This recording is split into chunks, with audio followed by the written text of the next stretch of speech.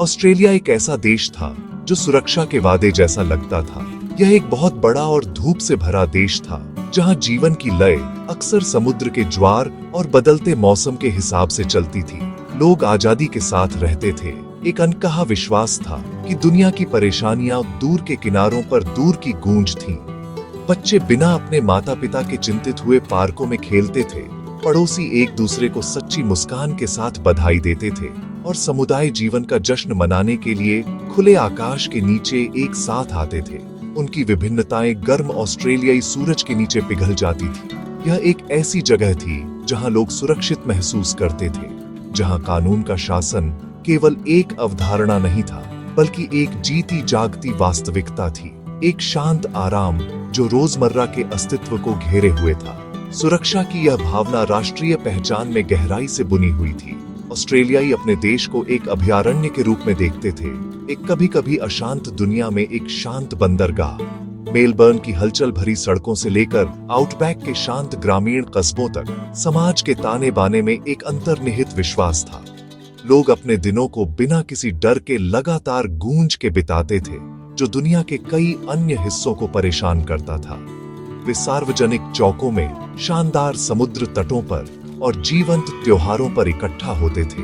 उनके दिमाग खुशी और जुड़ाव पर केंद्रित होते थे, बजाय संभावित खतरों के। ये शांति थी, यह सामान्य सुंदर शांति थी, जिसने ऑस्ट्रेलिया को अपने लोगों के लिए एक सच्चा घर जैसा महसूस कराया। इस शांति को चीरने वाले एक हिंसक, नफरत भरे कृत्य का विचार लगभग असंभव लग रहा था, जैसे किसी और जगह और समय की कहानी। देश ने बेशक चुनौतियों का सामना किया था, लेकिन इसने हमेशा उन्हें लचीलेपन और एकता की भावना के साथ पूरा किया था। सामूहिक विश्वास था कि चाहे कुछ भी हो, ऑस्ट्रेलियाई एक दूसरे का ख्याल रखेंगे। यह गहरा आशावाद उस बात का हिस्सा था जिसने देश को इतना खास बनाया। यह फेयर गो के विचार पर बना देश था, जहां सबसे बड़ी ताकत दीवारों या हथियारों में नहीं पाई जाती थी, बल्कि लोगों के सद्भाव में एक साथ रहने, एक विस्तृत शांतिपूर्ण आकाश के नीचे अपने जीवन को साझा करने के सरल, शक्तिशाली कार्य में पाई जाती थी। पिछले 2 सालों से यहूदी विरोध के बढ़ते रिपोर्टों के बावजूद सभा स्थलों पर ग्राफिटी से लेकर आगजनी के हमलों तक आम जनता अपने देश की अंतर्निहित भलाई में इस विश्वास को बनाए रखती थी। चिंता थी, बेशक, और यहूदी समुदाय में बढ़ती बेचैनी थी, लेकिन यह विचार की ऐसी नफरत एक प्यारे सार्वजनिक समुद्र तट पर बड़े पैमाने पर हिंसा में बदल सकती है, अकल्पनीय लग रहा था। सरकार ने कदम उठाए थे, कार्यबल बनाए थे और नफरत भाषण के खिलाफ नए कानून पारित किए थे, लेकिन औसत ऑस्ट्रेलियाई अभी भी मानते थे कि उनके समाज का मूल ऐसी ही अन से अछूता था। शांति बहुत मजबूत, बहुत वास्तविक महसूस हुई, इतनी आसानी से टूटने के लिए। ये एक शांति थी जिसे उन्होंने संजोया था, एक शांति जिसे उन्होंने सोचा था कि हमेशा रहेगी। 14 दिसंबर 2025 की शाम सिडनी के बॉन्डी बीच पर किसी भी अन्य खूबसूरत गर्मी की रात की तरह शुरू हुई। सूरज ढल रहा था, आकाश को नारंगी और गुलाबी रंगों में रंग रहा था और समुद्र से एक हल्की हवा बह रही थी। 1000 से अधिक लोग हनुक्का, रोशनी के त्योहार का जश्न मनाने के लिए रेत पर इकट्ठा हुए थे। परिवार मेनोराह जला रहे थे, बच्चे पानी के किनारे खेलते हुए हंस रहे थे और हवा गानों और उत्सव से भरी थी। यह समुदाय और खुशी की एक आदर्श तस्वीर थी, ऑस्ट्रेलिया की बहुसांस्कृतिक टैपेस्ट्री का एक प्रमाण। कोई नहीं सोच सकता था कि खुशी का यह दृश्य एक अकल्पनीय बुराई के कृत्य से टूटने वाला था। शाम 6:47 पर उत्सव के शोर अचानक गोलियों की तेज भयानक गड़गड़ाहट में डूब गए। एक पल के लिए केवल भ्रम था। कुछ लोगों को लगा कि यह आतिशबाजी है, उत्सव का एक हिस्सा, लेकिन भ्रम जल्दी ही घबराहट में बदल गया, क्योंकि स्थिति की वास्तविकता स्पष्ट हो गई। 2 हमलावर, उनके दिल गहरी नफरत से भरे हुए थे, भीड़ पर अंधाधुंध गोलियां चला रहे थे। जॉयफुल जमावड़ा केओस और आतंक के एक दृश्य में बदल गया। लोग चिल्लाए, हर दिशा में भाग रहे थे, डेस्परेटली कवर की तलाश में। माता पिता ने अपने बच्चों को पकड़ा, उन्हें अपने शरीर से ढंक लिया। उनके चेहरे एक ऐसे डर से एच्ड थे जिसे उन्होंने कभी नहीं जाना था। समुद्र तट, आराम और मस्ती की जगह हॉरर का एक लैंडस्केप बन गया। वह रेत जो कुछ पल पहले हंसते हुए परिवारों को पकड़े हुए थी, अब निर्दोषों के खून से दागदार थी। प्रत्यक्षदर्शियों ने बाद में उन भयानक क्षणों के बारे में बात की जब दुनिया रुक गई थी। उन्होंने लोगों को गिरते हुए देखा, मदद के लिए पुकार सुनी और एक नाइटमेयर में फंसने की ओवरवेलमिंग हेल्पलेसनेस महसूस की। हालांकि आतंक के बीच हीरोइज्म के छोटे छोटे कार्य उभरे। अजनबी एक दूसरे की मदद कर रहे थे, घायलों को सुरक्षित स्थान पर ले जा रहे थे और डर में जमे हुए लोगों को सांत्वना दे रहे थे। ये एक स्टार्क और ब्रूटल रिमाइंडर था कि सबसे अंधेरे समय में भी मदद करने, जुड़ने, इंसान बनने की इंस्टिंक्ट अभी भी चमक सकती है। इमरजेंसी सर्विसेज की प्रतिक्रिया तुरंत और स्विफ्ट थी। कुछ ही मिनटों में सायरन की आवाज हवा में भर गई, क्योंकि पुलिस कारें और एम्बुलेंस घटनास्थल की ओर दौड़ पड़ी। सशस्त्र पुलिस अधिकारी खतरे की ओर भागे। उनका एकमात्र विचार खतरे को बेअसर करना और समुद्र तट पर फंसे निर्दोष नागरिकों की रक्षा करना था। पैरामेडिक्स केओस के बीच अथक रूप से काम कर रहे थे, साहस और करुणा के साथ घायलों का इलाज कर रहे थे। एक हमलावर को तुरंत बेअसर कर दिया गया, जबकि दूसरे को पकड़ लिया गया, लेकिन नुकसान पहले ही हो चुका था। हमला एंटीसेमिटिक आतंकवाद का एक लक्षित कार्य देश की आत्मा पर एक गहरा और खून बहने वाला घाव छोड़ गया था। हमले के बाद ऑस्ट्रेलिया पर एक गहरा सन्नाटा छा गया। अंतिम आंकड़ा विनाशकारी था। 15 निर्दोष लोगों की जान चली गई और 40 से अधिक लोग घायल हो गए, जिनमें 2 बहादुर पुलिस अधिकारी भी शामिल थे जो घटनास्थल पर पहुंचे थे। पीड़ित माताएं थीं, पिता थे, बेटे थे और बेटियां थीं।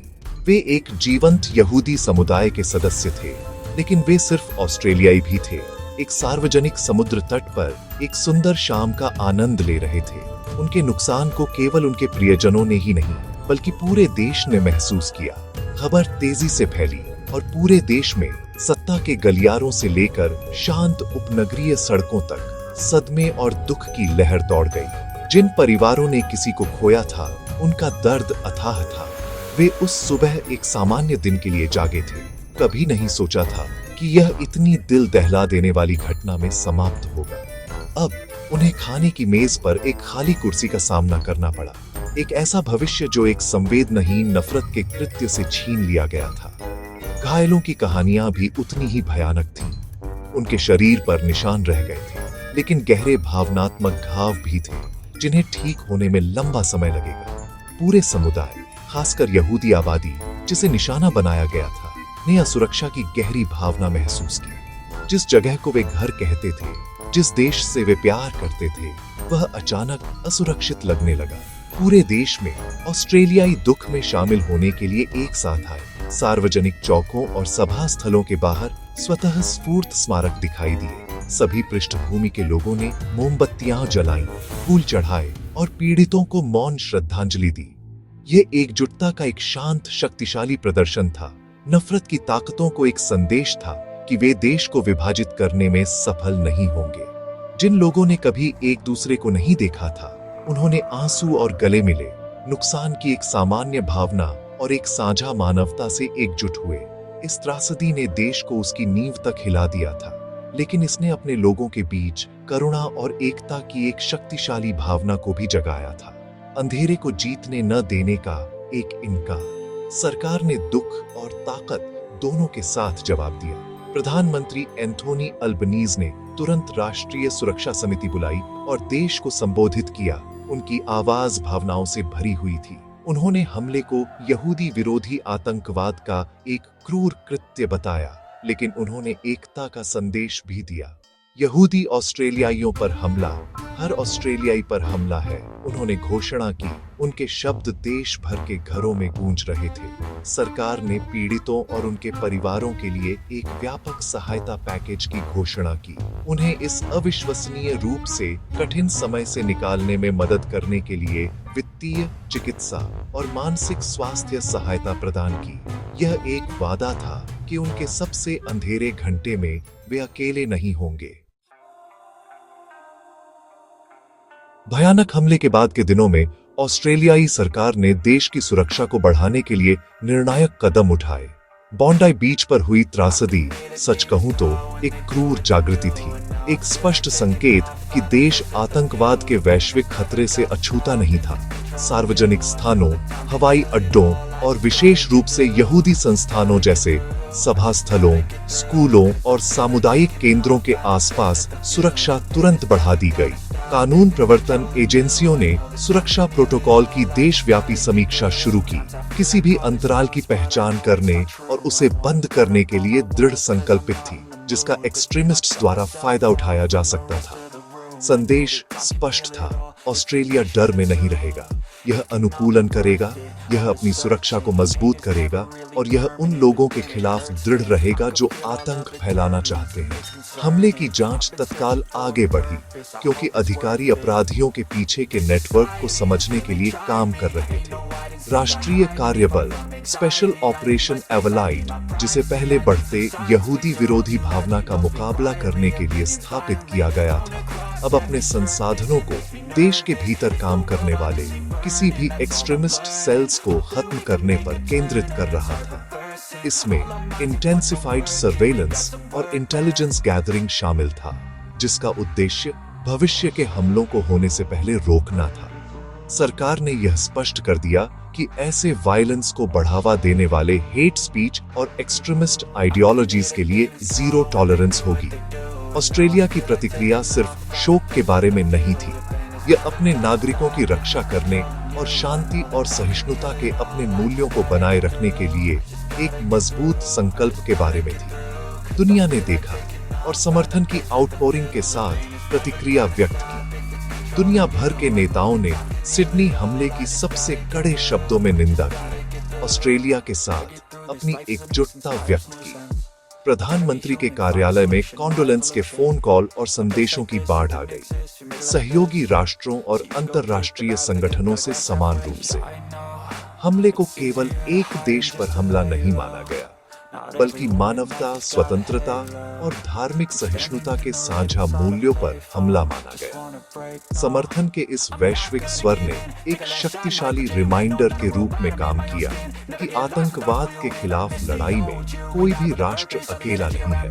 इसने ऑस्ट्रेलिया की अपने अंतर्राष्ट्रीय भागीदारों के साथ मिलकर आतंकवाद के सभी रूपों का मुकाबला करने की प्रतिबद्धता को मजबूत किया। यह अंतर्राष्ट्रीय समर्थन हालांकि जटिल राजनीतिक टिप्पणी के साथ भी था। इजरायली प्रधानमंत्री बेंजामिन नेतन्याहू ने कंडोलेंस की पेशकश करते हुए ऑस्ट्रेलियाई सरकार की हाल की नीतियों की भी आलोचना की, यह सुझाव देते हुए कि उन्होंने अनजाने में यहूदी विरोधी भावना के उदय में योगदान दिया था। इसने त्रासदी के समय में भी वैश्विक राजनीति की जटिल और अक्सर तनावपूर्ण प्रकृति को उजागर किया। इन जटिलताओं के बावजूद ओवरवेलमिंग अंतर्राष्ट्रीय प्रतिक्रिया एकता की थी। वैश्विक समुदाय ऑस्ट्रेलिया के साथ खड़ा था, इस सामूहिक विश्वास की पुष्टि कर रहा था कि हिंसा और नफरत को कभी भी शांति और समझ पर हावी नहीं होने दिया जाना चाहिए और दुनिया को आतंकवाद के स्कर्ज के खिलाफ एकजुट रहना चाहिए। आतंकवाद का एक ही गहरा उद्देश्य है, डर और विभाजन बोना। यह उस विश्वास को तोड़ना चाहता है जो समुदायों को एक साथ बांधता है, पड़ोसी को पड़ोसी के खिलाफ करना चाहता है और आशा को निराशा से बदलना चाहता है। बॉन्डी बीच पर हमलावर सिर्फ मारना नहीं चाहते थे, वे ऑस्ट्रेलियाई समाज को नफरत के जहर से संक्रमित करना चाहते थे। उनका उद्देश्य लोगों को सार्वजनिक रूप से इकट्ठा होने से डराना था, एक जीवंत समुदाय को अलग थलग और अवांछित महसूस कराना था और यह साबित करना था कि हिंसा शांति से अधिक मजबूत थी। एक धार्मिक उत्सव को निशाना बनाकर उन्होंने सह अस्तित्व के विचार पर हमला करने और राष्ट्र के बहुसांस्कृतिक ताने बाने को फाड़ने की कोशिश की। उनका अंतिम लक्ष्य एक शांतिपूर्ण देश की भावना को तोड़ना था। हालांकि हमले के बाद के नतीजों ने इस उद्देश्य की मौलिक विफलता को दिखाया। देश को विभाजित करने के बजाय त्रासदी ने ऑस्ट्रेलियाइयों को और करीब ला दिया। देश के हर कोने से प्यार, दुख और एकजुटता का आउटपोरिंग डिफाइंस का एक शक्तिशाली कार्य था। सभी धर्मों और पृष्ठभूमि के लोग कंधे से कंधा मिलाकर खड़े थे, नफरत के नैरेटिव को खारिज कर रहे थे। कैंडल लिट विजिल्स, फूलों के पहाड़ और साझा दुख के शांत क्षण कमजोरी के संकेत नहीं थे, वे अविश्वसनीय ताकत के प्रदर्शन थे। उन्होंने दिखाया कि हमारी साझा मानवता के बंधन उन ताकतों की तुलना में कहीं अधिक रेजिलिएंट है जो उन्हें तोड़ने की कोशिश करती है। ये त्रासदी हमें उस दुनिया पर विचार करने के लिए मजबूर करती है जिसमें हम रहना चाहते हैं। ये हमें याद दिलाता है कि शांति एक निष्क्रिय अवस्था नहीं है, बल्कि एक सक्रिय पसंद है, एक पसंद जिसे हमें हर एक दिन करना चाहिए। इसके लिए हमें असहिष्णुता के खिलाफ खड़े होने की आवश्यकता है, एक दूसरे को एम्पैथी के साथ सुनने की आवश्यकता है और समझ के पुल बनाने की आवश्यकता है जहां दूसरे नफरत की दीवारें बनाना चाहते हैं। भविष्य उन लोगों का नहीं है जो हथियार चलाते हैं और डर फैलाते हैं। यह उन लोगों का है जिनमें प्यार करने, माफ करने और एक बेहतर दुनिया में विश्वास करने का साहस है। यह उन समुदायों का है जो अपने सबसे अंधेरे दिनों से परिभाषित होने से इनकार करते हैं, बल्कि इस बात से कि वे प्रकाश में एक साथ कैसे उठते हैं। अंत में सिडनी बीच हमले की कहानी सिर्फ नुकसान और दर्द की नहीं है, ये लचीलेपन, एकता और मानव आत्मा की अदम्य शक्ति की भी कहानी है। यह एक गहरा सबक है कि आतंकवाद जीत नहीं सकता और नहीं जीतेगा। नफरत जोर से और विनाशकारी हो सकती है, लेकिन यह अंततः नाजुक है। यह ऐसी दुनिया में जीवित नहीं रह सकती जहां लोग क्रूरता पर करुणा और विभाजन पर एकता चुनते हैं। बॉन्डी बीच पर हनुक्का मेनोराह की रोशनी उस शाम दुखद रूप से बुझ गई थी, लेकिन उनकी जगह पर ऑस्ट्रेलिया और दुनिया भर में लाखों आशा और एकजुटता की रोशनी जलाई गई। यह एक बार और सभी के लिए साबित कर रहा था कि मानवता की रोशनी कभी बुझाई नहीं जाएगी।